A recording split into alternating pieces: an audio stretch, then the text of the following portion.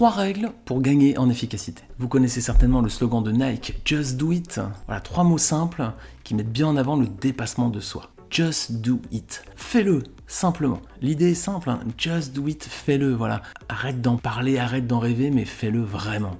Alors si on reprend ce slogan, on peut l'extrapoler et on peut en tirer 3 leçons, 3 règles d'or pour devenir beaucoup plus efficace. Vous pourrez les appliquer dans le cadre de votre vie professionnelle, la gestion d'un projet par exemple, le lancement d'un produit, la rédaction d'un article de blog, mais aussi plus généralement dans toutes vos tâches du quotidien. Allez, vous êtes prêts? On y va, c'est parti. Premièrement les amis, just do it, donc faites les choses. Est-ce que vous êtes du genre à traîner les pieds quand vous devez faire une action? Est-ce que vous êtes du genre à remettre au lendemain ce que vous pourriez faire aujourd'hui? Alors les amis, vous êtes ce qu'on appelle un procrastinateur. Ça, c'est en général un vrai signe de démotivation. Et même il y a certains psychologues qui considèrent que c'est une pathologie. Et ça peut avoir qu'une conséquence néfaste sur votre productivité. Parce que le fait de ne pas traiter les tâches ne va pas les faire disparaître. Au contraire, ça va même augmenter et complexifier le volume de travail à fournir. J'aime beaucoup une formule d'un ancien président de la République qui disait « Quand j'ai quelque chose à faire, quand il y a un dossier important, je le traite tout de suite. » Parce que je sais qu'il ne va pas disparaître. Alors si je ne le traite pas, je vais avoir une pile comme ça qui va s'accumuler et au bout d'un moment, je ne pourrai plus traiter tout ça. Donc dès qu'il y a quelque chose d'important, je le traite tout de suite, comme ça je suis débarrassé et c'est fait. Et je trouve ça fort juste. Sinon, on tombe dans l'effet Tetris. Vous connaissez le Tetris, ce jeu. Au début, voilà, il y a plein de petites briques. Alors, elles descendent. Donc, au début, on a un petit peu le temps, on met un petit peu tout en place. Et puis, au fur et à mesure, ça va de plus en plus vite. Et puis, à un moment, on n'arrive plus à les gérer. Et boum, c'est game over. Donc, si vous voulez éviter ça, si vous voulez éviter l'effet Tetris et être beaucoup plus efficace, première règle d'or à respecter, just do it. Faites les choses, passez à l'action. Arrêtez d'en rêver, arrêtez d'en parler. Faites-les, allez-y, foncez. Alors pour bien vous lancer, vous pouvez par exemple commencer par vous fixer des objectifs. Voilà, fixez-vous des objectifs, comme ça déjà ça va vous aider à tenir vos échéances. Planifiez aussi vos actions avec un calendrier, comme ça vous savez que vous avez des deadlines, des jalons à respecter. Alors quelle que soit votre stratégie, quel que soit le plan d'action que vous mettez en place, l'essentiel ça reste de faire les choses. Donc les amis, arrêtez d'en parler, arrêtez d'en rêver, just do it, passez à l'action.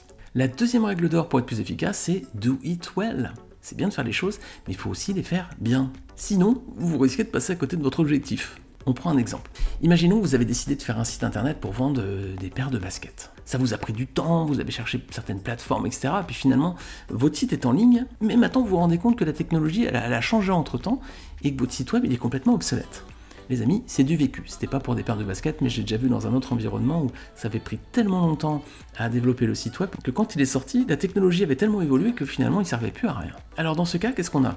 Mission accomplie, on a atteint notre objectif, on devait développer un site web, hop, le site web il est en ligne, mais il sert à rien. Alors, est-ce qu'on a vraiment atteint notre objectif? Pas du tout en fait. Donc, just do it, faites le site internet c'est bien, mais do it well, faites un bon site internet, c'est quand même beaucoup mieux. Je vous ai donné l'exemple d'un site web, mais c'est aussi pour ça qu'il y a beaucoup de projets qui n'ont pas les résultats escomptés. Parce qu'on cherche avant tout à développer une solution ou un produit sans même penser à l'utilisateur final. Alors quand vous démarrez un projet, les amis, posez-vous les bonnes questions. C'est quoi? Pour qui? Comment?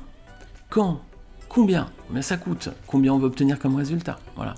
Posez-vous les bonnes questions. Donc deuxième règle d'or pour être plus efficace, il ne faut pas juste se limiter à essayer de faire les choses, il faut surtout chercher à les faire bien. Troisième règle d'or, do it simple.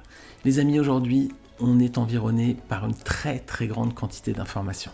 90% des données numériques accessibles aujourd'hui ont été développées durant les 2 dernières années. Alors plus vous faites les choses de façon complexe, moins vous risquez d'être performant. Prenons l'exemple de Yahoo.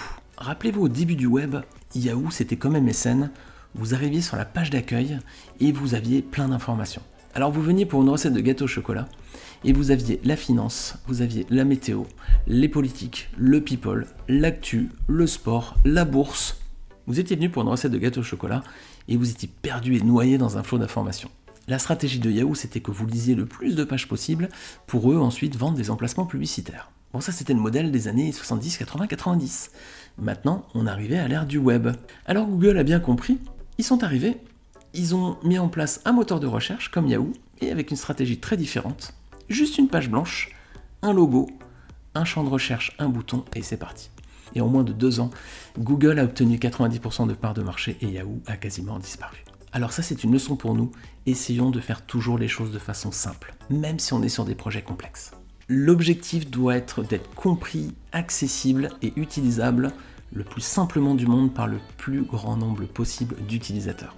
plus c'est complexe, moins vous avez de chances de toucher un grand public.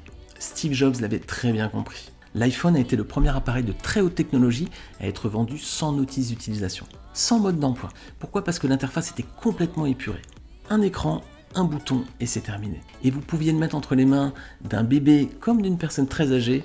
Tout le monde a compris très simplement comment ça fonctionnait. Le menu était accessible à partir du bouton et c'était le point de contrôle de tout l'appareil.